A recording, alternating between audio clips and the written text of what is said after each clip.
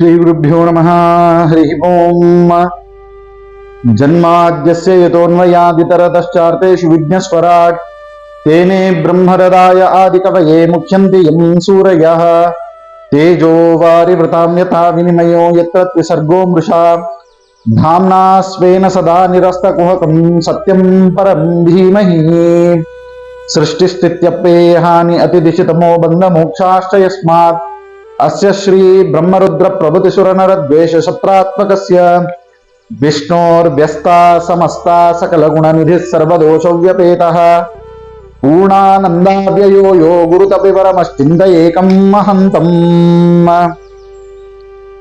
ಶ್ರೀಮದ್ ಭಾಗವತದ ಶ್ರವಣವನ್ನ ನಾವು ಮಾಡ್ತಾ ಇದ್ದೇವೆ. ಭಾಗವತದ ಶ್ರವಣವನ್ನ ಮಾಡ್ತಿರ್ಬೇಕಾದ್ರೆ ಬಹುಮುಖ್ಯವಾಗಿ ತಿಳಿದುಕೊಳ್ಳಬೇಕಾದದ್ದು ಏನು ಅಂತಂದ್ರೆ ಇದು ಪ್ರಶ್ನೋತ್ತರ ರೂಪದೊಳಗೆ ಬಂದಿರುವಂಥದ್ದು. ಹಾಗಿದ್ರೆ ಮೊಟ್ಟ ಮೊದಲನೇ ಬಾರಿಗೆ ಇದರ ಶ್ರವಣವನ್ನ ಯಾರು ಮಾಡಿದ್ರು ಅಂತಂದ್ರೆ ಈ ಭಾಗವತ ಕಥೆಯ ಪ್ರಾರಂಭ ಆಗೋದೇನೆ ಸೂತ ಪುರಾಣಿಕರು ಮತ್ತು ಶೌನಕಾದಿ ಋಷಿಗಳ ಒಂದು ವಿಶಿಷ್ಟವಾಗಿರತಕ್ಕಂತಹ ಪ್ರಶ್ನ ಕಥನವೇ. ನೈಮಿಷೇ ನಿಮಿಷ ಕ್ಷೇತ್ರೆ ಅಂತನ್ನುವಂತಹ ಶ್ಲೋಕದಿಂದ ಪ್ರಾರಂಭವಾಗುವಂತಹ ಶ್ರೀಮದ್ ಭಾಗವತ ನೈಮಿಷಾರಣ್ಯ ಕ್ಷೇತ್ರದೊಳಗ ಸೂತ ಪುರಾಣಿಕರು ಶೌನಕಾದಿ ಋಷಿಗಳು ಕುಳಿತುಕೊಂಡಾಗ ಜಗತ್ತಿನೊಳಗ ಎಲ್ಲರಿಗಿಂತಲೂ ಕೂಡ ಅತಿ ವೇಗವಾಗಿ ಭಕ್ತಿ ಪ್ರಧಾನವಾಗಿ ಮೋಕ್ಷವನ್ನ ದಯಪಾಲಿಸುವಂತಹ ಗ್ರಂಥವನ್ನ ನಮಗೆ ತಿಳಿಸಿ ಅಂತ ಕೇಳಿದಾಗ ಶ್ರೀಮದ್ ಭಾಗವತವನ್ನ ಶ್ರವಣ ಮಾಡಬೇಕು ಅಂತನ್ನುವುದನ್ನ ಉತ್ತರ ರೂಪದೊಳಗೆ ಕೊಡ್ತಾರೆ. ಹಾಗಿದ್ರೆ ನಿಮಗೋಸ್ಕರ ಇವತ್ತಿನ ದಿವಸ ಯಾರು ಯಾರಿಗೆ ಹೇಳಿದ್ರು ಇದನ್ನ ಅಂತನ್ನುವುದನ್ನ ನಾನು ಒಂದು ಪಟ್ಟಿ ಮಾಡ್ಕೊಂಡು ಬಂದಿದ್ದೇನೆ. ಆ ಪಟ್ಟಿಯನ್ನ ನಿಮ್ಗೆ ನಾನು ತಿಳಿಸ್ತಾ ಇದ್ದೇನೆ. ಭಗವಂತ ಬ್ರಹ್ಮದೇವರಿಗೆ ಇದನ್ನ ಬೋಧನೆ ಮಾಡ್ತಾನೆ. ಬ್ರಹ್ಮದೇವರು ಮುಂದೆ ಸನಕಾದಿಗಳಿಗೆ ಹೇಳ್ತಾರೆ, ಸನಕಾದಿಗಳು ನಾರದರಿಗೆ ಹೇಳ್ತಾರೆ, ನಾರದರಿಂದ ವೇದವ್ಯಾಸ ದೇವರಿಗೆ, ವೇದವ್ಯಾಸ ದೇವರಿಂದ ಶುಕಾಚಾರ್ಯರಿಗೆ. ಈ ರೀತಿಯಾಗಿ ಮೊಟ್ಟ ಮೊದಲೇಕ ಭಗವಂತನ ನಾಭಿ ಕಮಲದಿಂದ ಏನು ಬ್ರಹ್ಮದೇವರ ಜನನವಾಯಿತು ಆ ಬ್ರಹ್ಮದೇವರಿಗೆ ಇದರ ಉಪದೇಶವನ್ನ ಪರಮಾತ್ಮ ಮಾಡ್ತಾನೆ. ಯಾಕೆ ಅಂತಂತಂದ್ರೆ ಎಲ್ಲ ಜೀವರಾಶಿಗಳ ಉದ್ಧಾರವೇ ಭಗವಂತನ ನಿತ್ಯ ಸಾಂಕೇತಿಕವಾಗಿರತಕ್ಕಂತಹ ಒಂದು ಪ್ರಯತ್ನ. ಭಗವಂತ ಇರೋದು ಯಾಕೆ ಅಂತಂದ್ರೆ ಎಲ್ಲರನ್ನ ಉದ್ಧರಿಸುವುದಕ್ಕಾಗಿ. ಎಲ್ಲ ಜೀವರಾಶಿಗಳಿಗೂ ಕೂಡ ಅವರವರದೇ ಆಗಿರತಕ್ಕಂತಹ ಸ್ಥಾನಮಾನಗಳಲ್ಲಿ ಇಟ್ಟು ಭಗವಂತ ಅನುಗ್ರಹವನ್ನ ಮಾಡ್ತಾನೆ. ಹಾಗಾಗಿ ಬ್ರಹ್ಮದೇವರನ್ನೂ ಕೂಡ ಸೃಷ್ಟಿಯಾದ ನಂತರ ನಾಭಿಕಮಲದಿಂದ ಹುಟ್ಟಿದಂತಹ ಬ್ರಹ್ಮದೇವರಿಗೆ ಶ್ರೀಮದ್ ಭಾಗವತದ ಉಪದೇಶವನ್ನ ಮಾಡ್ತಾ ಇದ್ದಾನೆ. ಸೊ ಅದಕ್ಕೆ ಹೇಳ್ತಾರೆ ಏನು ಅಂತಂದ್ರೆ ಮೊಟ್ಟ ಮೊದಲಿಗೆ ಬ್ರಹ್ಮದೇವರು ಅದನ್ನ ತಮ್ಮ ಪುತ್ರರಾಗಿರ್ತಕ್ಕಂತಹ ಸನಕಾದಿ ಋಷಿಗಳಿಗೆ ಅದನ್ನು ವಿವರಣೆ ಮಾಡ್ತಾರೆ. ಸನಕಾದಿ ಋಷಿಗಳು ನಾರದರಿಗೆ ಉಪದೇಶವನ್ನ ಮಾಡ್ತಾರೆ. ನಾರದರು ವೇದವ್ಯಾಸ ದೇವರಿಗೆ ಅದನ್ನ ಸವಿಸ್ತಾರವಾಗಿ ಹೇಳ್ತಾರೆ. ಈಗ ಆ 4 ಶ್ಲೋಕದ ರೂಪದೊಳಗೆ ಭಗವಂತ ವಿಶೇಷವಾಗಿ ಹೇಳ್ತಾನೆ. ಯಾರಿಗೆ ಹೇಳ್ತಾನೆ ಅಂತಂದ್ರೆ ಬ್ರಹ್ಮದೇವರಿಗೆ ಅದನ್ನೇ ಚತುಶ್ಲೋಕಿ ಭಾಗವತ ಅಂತ ಕರೀತಾರೆ. 4 ಶ್ಲೋಕಗಳಲ್ಲಿ ಸುವಿಸ್ತೃತವಾಗಿರತಕ್ಕಂತಹ ಭಾಗವತದ ಒಂದು ವರ್ಣನೆ. ಸೊ ಹೀಗೆ ಸುವಿಸ್ತೃತವಾಗಿರತಕ್ಕಂತಹ ಭಾಗವತ ವರ್ಣನೆಯನ್ನ ಮೊಟ್ಟ ಮೊದಲಿಗೆ 4 ಶ್ಲೋಕಗಳಿಂದಲೇ ಮಾಡ್ತಾರೆ. ಸೊ ಈ 4 ಶ್ಲೋಕಗಳು ನಮ್ಮ ನಿಮ್ಮಂತಹ ಜನಸಾಮಾನ್ಯರಿಗೆ ಅರ್ಥವಾಗೋದಿಲ್ಲ ಅಂತನ್ನುವುದಕ್ಕಾಗೇನೆ ನಾರದರು ಈ 4 ಶ್ಲೋಕಗಳನ್ನ ವಿಶೇಷವಾಗಿ ವೇದವ್ಯಾಸ ದೇವರಿಗೆ ಹೇಳಿದ ನಂತರ ಸೊ ಕಲಿಯುಗದೊಳಗ ನಮ್ಮಂತವರಿಗೆ ಅದು ಅರ್ಥ ಆಗೋದಿಲ್ಲ 4 ಶ್ಲೋಕದೊಳಗ ಅಂತನ್ನುವುದಕ್ಕೋಸ್ಕರವಾಗಿ ಅದನ್ನ ಸುವಿಸ್ತಾರವಾಗಿ ರಚನೆ ಮಾಡ್ತಾರೆ ವೇದವ್ಯಾಸ ದೇವರು. ಸೊ ಅದಕ್ಕೆ ಈ ರೀತಿಯಾಗಿ ವೇದವ್ಯಾಸ ದೇವರು ಈ ಒಂದು ಪ್ರಕಾರದಿಂದ ವಿಸ್ತೃತವಾದಂತಹ ಭಾಗವತದ ಗ್ರಂಥವನ್ನ ರಚನೆ ಮಾಡ್ತಾರೆ ಅಂತನ್ನುವುದು ನಮಗ ತಿಳಿತದೆ. ಇನ್ನ ಶ್ರೀಮದ್ ಭಾಗವತದ ಉಪದೇಶದ ಬಗ್ಗೆ ಇನ್ನೊಂದು ಉಕ್ತಿಯೂ ಕೂಡ ಇದೆ. ಅದೇನು ಅಂತಂತಂದ್ರ ಎಲ್ಲಾರ್ಕಿಂತ ಮಧ್ಯಕ್ಕ 4 ಶ್ಲೋಕಗಳಲ್ಲಿ ಚತುರ್ಮುಖ ಬ್ರಹ್ಮದೇವರಿಗೆ ಉಪದೇಶವನ್ನ ಭಗವಂತ ಮಾಡ್ತಾನೆ. ತದನಂತರದಲ್ಲಿ ಅಲ್ಲೇ ಇದ್ದಂತಹ ಆದಿಶೇಷ ಇದನ್ನ ಶ್ರವಣ ಮಾಡ್ತಾರೆ.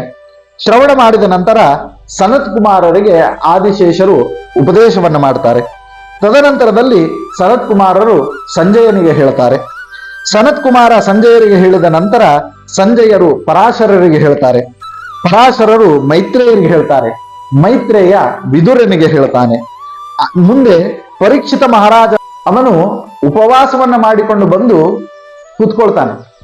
ಬಂದು ಕುತ್ಕೊಂಡಾಗ ಅಲ್ಲಿ ವಿಶೇಷವಾಗಿ ಶ್ರವಣವನ್ನ ಮಾಡುವಂಥದ್ದು ಯಾರು ಅಂತಂತಂದ್ರೆ ಆಗ ಪರೀಕ್ಷಿತ ಮಹಾರಾಜ ಶುಕಾಚಾರ್ಯರ ರೂಪದೊಳಗ ತಾವಾಗೇ ಅಲ್ಲಿ ಬಂದು 7 ದಿವಸದ ತನಕವೂ ಕೂಡ ನಿರಂತರವಾಗಿ ಶ್ರೀಮದ್ ಭಾಗವತದ ಉಪದೇಶವನ್ನ ಮಾಡ್ತಾರೆ ಅಂತನ್ನುವುದನ್ನ ಇಲ್ಲಿ ಹೇಳ್ತಾರೆ. ಸೊ ಒಂದು ನಾವೆಲ್ಲರೂ ಕೂಡ ಅರ್ಥ ಮಾಡ್ಕೊಳ್ಬೇಕಾದದ್ದೇನು ಅಂತಂತಂದ್ರ ಭಗವಂತನಿಂದ ಬ್ರಹ್ಮದೇವರಿಗೆ, ಬ್ರಹ್ಮದೇವರಿಂದ ಶೇಷದೇವರಿಗೆ, ಶೇಷದೇವರಿಂದ ಸನತ್ಕುಮಾರರಿಗೆ, ಸನತ್ಕುಮಾರರ ನಂತರ ಸಂಜಯರಿಗೆ, ಸಂಜಯನಿಂದ ಪರಾಶರರಿಗೆ, ಪರಾಶರರಿಂದ ಮೈತ್ರೇಯರಿಗೆ, ಮೈತ್ರೇಯರಿಂದ ವಿದುರನಿಗೆ, ವಿದುರನಿಂದ ಮತ್ತೆ ಮುಂದೆ ಪರೀಕ್ಷಿತ ಮಹಾರಾಜ ಏನು ಉಪವಾಸವನ್ನ ಮಾಡಿಕೊಂಡು ಬಂದು ಆ ನೈಮಿಷಾರಣ್ಯ ಕ್ಷೇತ್ರದೊಳಗ ಕೂತ್ಕೊಳ್ತಾನೆ ಯಮುನಾ ನದಿ ತೀರದ ಹತ್ರ. ಆಗ ಶುಕಾಚಾರ್ಯರು ತಾವಾಗೇ ಅಲ್ಲಿ ಬಂದು 7 ದಿವಸಗಳ ಪರ್ಯಂತ ಸತತವಾಗಿ ಶ್ರೀಮದ್ ಭಾಗವತದ ಉಪದೇಶವನ್ನು ಮಾಡ್ತಾರೆ. ಶುಕಾಚಾರ್ಯರು ವೇದವ್ಯಾಸ ದೇವರ ಮಗ ಆಗಿದ್ದರಿಂದ ಅವರಿಗೆ ಈ ವಿಹಿತವಾದಂತಹ ಉಪದೇಶ ಅವರಿಗೆ ಸಾಕ್ಷಾತ್ತಾಗಿ ವೇದವ್ಯಾಸ ದೇವರಿಂದ ಆಗಿರ್ತದೆ. ಸೊ ಅದಕ್ಕೆ ಮನುಷ್ಯನಿಗೆ ಜೀವನದೊಳಗ ಏನ್ ಹೋಗ್ಬೇಕು ಅಂತಂತಂದ್ರ ಅಜ್ಞಾನ ಹೋಗ್ಬೇಕು. ಅಜ್ಞಾನ ಜೀವನದೊಳಗೆ ಹೋದಾಗ ಜ್ಞಾನ ಜ್ಯೋತಿ ಬೆಳಗ್ತದೆ. ಕೆಲವೊಂದಿಷ್ಟು ವಿಷಯಗಳಿಗೆ ನಮಗ ಪರದೆ ಆಗಿರ್ತದೆ. ಆ ಪರದೆ ಸರಿಬೇಕು ಅಂತಂತಂದ್ರ ನಾವೇನ್ ಮಾಡ್ಬೇಕು ಅಂತಂದ್ರ ಜ್ಞಾನವನ್ನು ಹುಡುಕಿಕೊಂಡು ಹೋಗ್ಬೇಕು. ಅದು ಯಾವುದೇ ರಿಲೇಷನ್ ಇರಲಿ ಅಥವಾ ಯಾವುದೇ ಒಂದು ಸಂಬಂಧ ಇರಲಿ, ಯಾವುದೇ ಕೆಲಸ ಕಾರ್ಯ ಇರಲಿ, ಸೊ ಅದೇನೇ ಇದ್ರೂ ಕೂಡ ಒಂದು ಸರಿಯಾದಂತಹ ತಿಳುವಳಿಕೆಯನ್ನು ನಾವು ಹುಡುಕೊಂಡು ಹೋದ್ವಿ ಅಂತಂತಂದ್ರ ಅದು ಅವಶ್ಯವಾಗಿ ನಮಗೆ ಫಲಶ್ರುತಿ ಆಗ್ತದೆ ಅಂತ ಅನ್ಲಿಕ್ಕೆ ಪರೀಕ್ಷಿತ ಮಹಾರಾಜನೇ ಒಂದು ದೃಷ್ಟಾಂತ. ತಾನು ಹುಡುಕಿಕೊಂಡು ಹೋಗ್ತಾನೆ. ಎಲ್ಲಿಗೆ ಹೋಗ್ತಾನೆ ಅಂತ ದಿನಗಳ ಅತಿಥಿ ತಾನು ಭೂಮಿಯಲ್ಲಿ ಏನಾದ್ರೂ ಸಾಧನ ಮಾಡಬೇಕು ಅಂತ ಅನ್ಕೊಂಡಾಗ ನೈಮಿಷಾರಣ್ಯ ಕ್ಷೇತ್ರಕ್ಕೆ ಹೋಗಿ ಶ್ರೀಮದ್ ಭಾಗವತದ ಶ್ರವಣವನ್ನ ಮಾಡಬೇಕು ಅಂತ ಹೇಳಿ ಅಲ್ಲಿಗೆ ಹೋಗ್ತಾನೆ. ಸೊ ಅದಕ್ಕೆ ಜೀವನದೊಳಗ ತಾಮಸಿ ವೃತ್ತಿಯನ್ನ, ನಿವೃತ್ತಿ ಮಾರ್ಗವನ್ನ, ಮೋಕ್ಷ ಮಾರ್ಗವನ್ನ ಬೇಕು ಅಂತ ಹೇಳಿ ಅನ್ಕೊಂಡಾಗ ನಾವು ಹುಡುಕಿಕೊಂಡು ಹೋಗ್ಬೇಕಾಗಿದ್ದು ಸಜ್ಜನರ ಸಹವಾಸವನ್ನ, ನೀತಿಯ ಪಾಠವನ್ನ, ಜ್ಞಾನದ ಜ್ಯೋತಿಯನ್ನ ಅಂತನ್ನುವಂತಹ ಮಾತನ್ನ ಇಲ್ಲಿ ವಿಶೇಷವಾಗಿ ಹೇಳ್ತಾರೆ. ಹೀಗಾಗಿ ಶುಕಾಚಾರ್ಯರು ತಾನಾಗೆ ಬಂದು ಪರೀಕ್ಷಿತ ಮಹಾರಾಜನಿಗೆ ಅಲ್ಲಿ ವಿಶೇಷವಾಗಿ ಅನುಗ್ರಹವನ್ನ ಮಾಡ್ತಾ ಇದ್ದಾರೆ ಶ್ರೀಮದ್ ಭಾಗವತದ ಒಂದು ಶ್ರವಣಕ್ಕೋಸ್ಕರವಾಗಿ ಅಂತನ್ನುವುದನ್ನ ಇಲ್ಲಿ ನಾವು ತಿಳ್ಕೋಬೇಕು. ಇನ್ನೊಂದು ವಿಶೇಷತೆ ಏನಪ್ಪಾ ಅಂತಂತಂದ್ರ ಎಲ್ಲಾ ದೇವಾನುದೇವತೆಗಳು ಯಾವಾಗ ನೋಡ್ರಿ ಎಷ್ಟು ವಿಶೇಷವಾದಂತಹ ಘಟನೆ ಅಂತಂತಂದ್ರ ಪರೀಕ್ಷಿತ ಮಹಾರಾಜ ಯಾವಾಗ ಶುಕಾಚಾರ್ಯರ ಮುಂದೆ ಕುಳಿತುಕೊಂಡು ಶ್ರೀಮದ್ ಭಾಗವತದ ಶ್ರವಣ ಮಾಡಬೇಕು ಅಂತ ಹೇಳಿ ಹೋಗ್ತಾನೆ, ಆ ಸಂದರ್ಭದೊಳಗ ಎಲ್ಲಾ ದೇವಾನುದೇವತೆಗಳು ಬರ್ತಾರೆ. ಬಂದ್ ಏನಂತ ಹೇಳ್ತಾರ ಅಂತಂದ್ರ, ಸ್ವಾಮಿ ನಮ್ಮ ಹತ್ರ ಅಮೃತ ಇದೆ, ಆ ಅಮೃತವನ್ನ ನಾನು ಇಲ್ಲಿ ಇರ್ತಕ್ಕಂತಹ ಪರೀಕ್ಷಿತ ಮಹಾರಾಜನಿಗೆ ಕೊಡ್ತೇವೆ, ನೀವು ದಯವಿಟ್ಟು ಭಾಗವತದ ಉಪದೇಶವನ್ನ ನಮಗ್ ಮಾಡ್ರಿ. ಪರೀಕ್ಷಿತ ಮಹಾರಾಜನಿಗೆ ಎದಕ್ಕೆ ಈ ಒಂದು ಭಾಗವತದ ಉಪದೇಶ ಅಂತಂತಂದ್ರ ಅವನ ಪರೀಕ್ಷಿತ ಮಹಾರಾಜನಿಗೆ ಶೃಂಗಿ ಋಷಿಗಳ ಮಗನಿಂದ ಶಾಪ ಆಗಿದೆ. ಯಾಕಂತಂತಂದ್ರ ಅನಾದಾರವನ್ನ ಮಾಡಿದ್ದಾನೆ. ಹಿಂಗಾಗಿ ಇಷ್ಟು ದಿವಸದೊಳಗೆ ಸಾಯಬೇಕು ಅಂತ ಹೇಳಿ ಅವನಿಗೆ ಒಂದು ಶಾಪ ತಟ್ಟಿದೆ. ಆ ಶಾಪದ ಪರಿಹಾರಕ್ಕಾಗಿ ಅವನಿಗೆ ಒಂದು ರೀತಿ ಸಂಜೀವಿನಿ ವಿದ್ಯೆ ಅಂತನ್ನುವಂತೆ ಅವನು ಬದುಕಿಸ್ಬೇಕು ಅಂತನ್ನುವುದಕ್ಕೋಸ್ಕರವಾಗಿ ನೀವು ಭಾಗವತದ ಶ್ರವಣವನ್ನ ಅವನಿಗೆ ಮಾಡಿಸ್ತಾ ಇದ್ದೀರಿ. ಆದ್ರಿಂದ ದಯವಿಟ್ಟು ನೀವು ಈ ಅಮೃತವನ್ನ, ಅದಕ್ಕೆ ಇಲ್ಲಿ ಹೇಳ್ತಾರೆ ಏನು, ಶುಕಮುಖಾದ್ ಅಮೃತ ದ್ರವ ಸಂಯುತಂ ಅಂತನ್ನುವಂತ ಮಾತನ್ನ ಹೇಳಿದ್ದಾರೆ. ಶುಕಾಚಾರ್ಯರ ಮುಖದಿಂದ ಬಂದಂತಹ ಅಮೃತ. ಸೊ ಆ ಅಮೃತವನ್ನ ವಿಶೇಷವಾಗಿ ಉಣಿಸ್ರಿ. ಯಾರಿಗೆ ಉಣಿಸ್ಬೇಕು ಅಂತಂತಂದ್ರೆ ಪರೀಕ್ಷಿತ ಮಹಾರಾಜನಿಗೆ ಉಣಿಸ್ಬೇಕು. ಸರಿ, ಹಾಗಿದ್ರೆ ಪರೀಕ್ಷಿತ ಮಹಾರಾಜನಿಗೆ ಆ ಅಮೃತ ಉಣಿಸೋದ್ರ ಬದ್ಲಿ ನಿಜವಾದಂತಹ ಅಮೃತವನ್ನೇ, ಅಂದ್ರೆ ಯಾವುದನ್ನ ಸಮುದ್ರ ಮಥನದ ವೇಳೆಯೊಳಗ ಕಡಿದು ನಾವು ತೆಗೆದುಕೊಂಡು ಬಂದಿದ್ದೇವೆ ಅಂತ ಅಮೃತವನ್ನು ತೆಗೆದುಕೊಂಡು ಬಂದಿದ್ದೇವೆ, ಅದನ್ನ ಕೊಟ್ಬಿಡ್ರಿ, ಈ ಭಾಗವತ ನಮಗ್ ಕೊಡ್ರಿ ಅಂತಂದಾಗ ಆಗ ಶುಕಾಚಾರ್ಯರು ಮುಗುಳ್ನಗೆಯನ್ನ ನಗ್ತಾರೆ. ಯಾಕಂತಂದ್ರೆ ಭಾಗವತದ ಮೇಲೆ ಅಷ್ಟು ಕಾನ್ಫಿಡೆನ್ಸ್ ಅವರಿಗೆ. ಯಾಕಂತಂದ್ರೆ ಶ್ರವಣದಿಂದಲೇನೆ ಮುಕ್ತಿ ಆಗ್ತದೆ. ಹಂಗಿದ್ರೆ ಈ ಅಮೃತ ಯಾವ ಲೆಕ್ಕ, ಇದು ಬರೀ ಒಂದು ಜನ್ಮಕ್ಕೆ ಕೊಟ್ರೆ ಇದು ಜನ್ಮ ಜನ್ಮಾಂತರಕ್ಕೂ ಕೂಡ ಕೊಡುವಂತಹ ಒಂದು ವಿಶೇಷವಾಗಿರ್ತಕ್ಕಂಥ ಅಮೃತ. ಅದಕ್ಕೆ ಶ್ರೀಮದ್ ಭಾಗವತದ ಶ್ರವಣ ಅಂತ ಅನ್ನೋದೇನೆ ಅಷ್ಟು ವಿಶೇಷ. ಅದಕ್ಕೆ ಯಾರ್ಯಾರು ನಿವೃತ್ತಿ ಮಾರ್ಗವನ್ನ, ಮೋಕ್ಷ ಮಾರ್ಗವನ್ನ, ಜೀವನದೊಳಗೆ ಸಾಧನ ಮಾರ್ಗವನ್ನ ಕಂಡುಕೊಳ್ಬೇಕು ಅಂತಾರೆ ಅವರೆಲ್ಲರಿಗೂ ಕೂಡ ಶ್ರೀಮದ್ ಭಾಗವತ ಅಂತ ಅನ್ನೋದು ಅತ್ಯಂತ ವಿಹಿತಕರವಾದದ್ದು. ಸೊ ಅದಕ್ಕೆ ಇಲ್ಲಿ ಶುಕಾಚಾರ್ಯರು ಹೇಳ್ತಾರೆ, ನೀವು ಕೊಡುವಂತಹ ಅಮೃತ ನನಗೆ ಬೇಡ, ನೀವು ಕೊಡುವಂತಹ ಅಮೃತ ನನಗೆ ಬೇಡ. ಯಾಕೆ ಅಂತಂತಂದ್ರೆ ಭಗವಂತನ ಭಕ್ತಿ ಅಂತನ್ನುವಂತ ಅಮೃತ ಒಂದು ಸಿಕ್ತು ಅಂತಂತಂದ್ರೆ ಈ ಭೂಮಿಯೊಳಗಷ್ಟೇ ಅಲ್ಲ, ಕಿಂತು ಆ ಭಗವಂತನ ಸಾನ್ನಿಧ್ಯದೊಳಗ ಸದೈವ ಸುಖ ಶಾಂತಿಗಳ ಸಮೃದ್ಧಿಗಳಿಂದ ಇರ್ಬೋದು. ಎಲ್ರಿಗೂ ಸುಖ ಬೇಕು. ಎಲ್ಲರೂ ಆರಾಮಿರ್ಬೇಕು ಅಂತಾನೆ ಅನ್ಕೋತಾರೆ.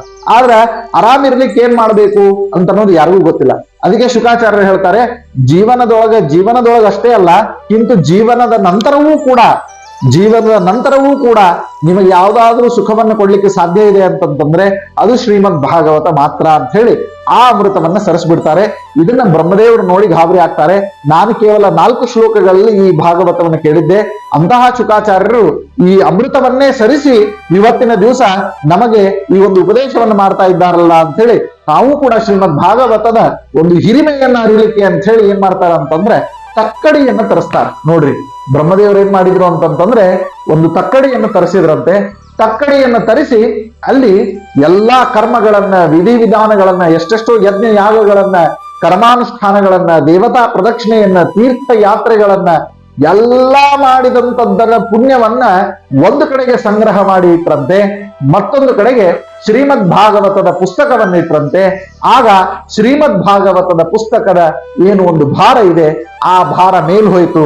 ಮಾಡಿದಂತಹ ಕರ್ಮಗಳು, ಮಾಡಿದಂತಹ ಎಲ್ಲ ಪ್ರದಕ್ಷಿಣೆ ನಮಸ್ಕಾರಗಳು, ಕೇಳಿದಂತಹ ಎಲ್ಲ ರೀತಿಯಾದಂತಹ ಮಾತುಗಳು, ಕರ್ಮಗಳು, ಅನುಷ್ಠಾನಗಳು ಮತ್ತೊಂದು ಮೂರೊಂದು ಎಲ್ಲ ಸುದ್ದನು ಕೆಳಗ್ ಬಂದ್ಬಿಡ್ತಂತೆ.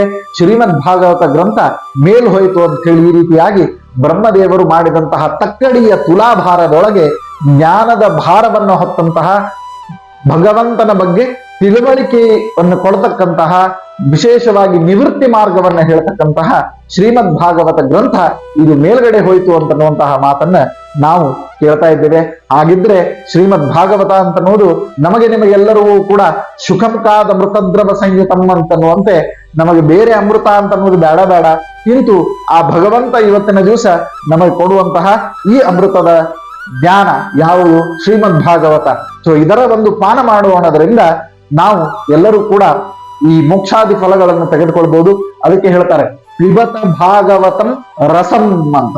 ಸೊ ಅದಕ್ಕೆ ಬೇರೆ ಬೇರೆ ಗ್ರಂಥಗಳ ಪಿಬತ ಮಹಾಭಾರತ ರಸಂ ಅಂತ ಯಾರು ಹೇಳುವುದಿಲ್ಲ, ಪಿಬತ ರಾಮಾಯಣ ರಸಂ ಅಂತ ಯಾರು ಹೇಳುವುದಿಲ್ಲ, ಕಿಂತು ಪಿಬತ ಭಾಗವತಂ ರಸಂ ಅಂತನ್ನುವಂತ ಮಾತು ಹೇಳ್ತಾರೆ. ಯಾಕೆ ಅಂತಂತಂದ್ರೆ ಎಲ್ಲ ಸೋಸಿ ಫಿಲ್ಟರ್ ಮಾಡಿ ಶುದ್ಧ ಮಾಡಿ ಇರುವಂತಹ ಒಂದು ಜ್ಯೂಸು ಯಾವುದು ಅಂತಂತಂದ್ರೆ ಅದು ಶ್ರೀಮದ್ ಭಾಗವತ. ಇದರ ಪಾನವನ್ನ ನಾವು ಮಾಡಿಬಿಟ್ವಿ ಅಂತಂತಂದ್ರೆ ಬೇರೆ ಯಾವುದೂ ಕೂಡ ನಮಗೆ ರುಚಿಸೋದಿಲ್ಲ. ಅಷ್ಟು ಶುದ್ಧವಾಗಿರತಕ್ಕಂತಹ ಜ್ಞಾನ.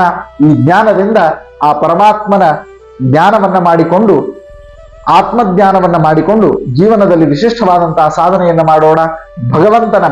ಭಾಗವತ ಜ್ಞಾನವನ್ನ ಪಡೆಯೋಣ ಅಂತ ಹೇಳ್ತಾ ನಮಸ್ಕಾರ, ವಂದನೆಗಳು.